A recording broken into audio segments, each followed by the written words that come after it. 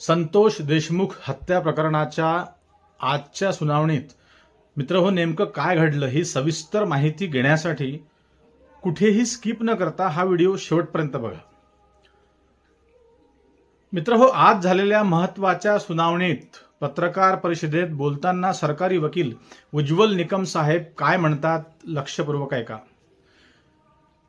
ते म्हणतात, वाल्मिक कराडने न्यायालयात आपले विनंती पत्र सादर केले. तुम्हाला प्रश्न पडला असेल विनंती कशासाठी, तर ऐका मित्रहो, मी हत्या प्रकरणात नाही, मी खंडणी देखील कुणाला मागितली नाही आणि प्रथम दर्शनी तसे काही पुरावे देखील नसल्याने माझी या खटल्यातून मुक्तता करावी, मला निर्दोष सोडण्यात यावं असा विनंती अर्ज वाल्मिक कराडने न्यायालयात आज सादर केला. मित्रहो, याच विनंती पत्राला घेऊन या विनंती अर्जावर येत्या 24 तारखेला महत्त्वाची सुनावणी होणार आहे असं उज्ज्वल निकम म्हणतात. मित्रहो, आता येत्या 24 तारखेला आरोपींचे वकील या अर्जाच्या आधाराने युक्तिवाद कसा करतील हे पाहण्यासारखं राहील मित्र. परंतु खंडणी मागितली होती असे तर अनेक सायंटिफिक पुरावे, कागदोपत्री पुरावे सीआयडीकडे, एसआयटीकडे आहेत मित्र. त्या आधारावर सरकारी वकील उज्ज्वल निकम आपला युक्तिवाद कसा सादर करतील हे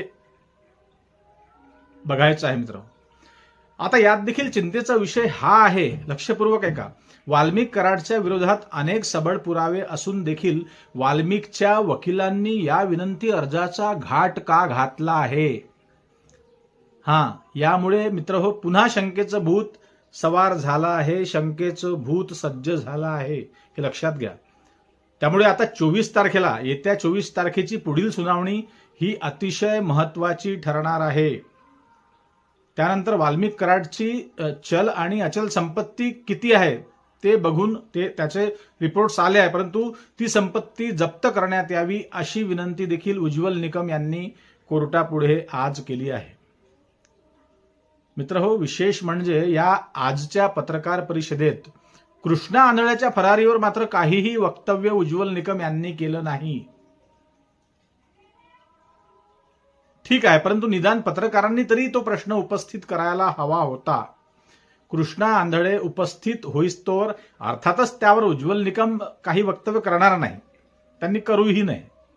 परंतु पत्रकारांनी पोलीस अधिकाऱ्यांना, कारण त्यांच्या अखत्यारीत सध्या तो विषय आहे, पोलीस अधिकाऱ्यांना तरी हा सवाल पत्रकारांनी करायला पाहिजे किंवा पोलिसांनी पत्रकार परिषद घेऊन कृष्णा आंधळेच्या शोध कार्याबद्दल नेमकं काय सुरू आहे त्या अपडेट वारंवार द्यायला पाहिजे.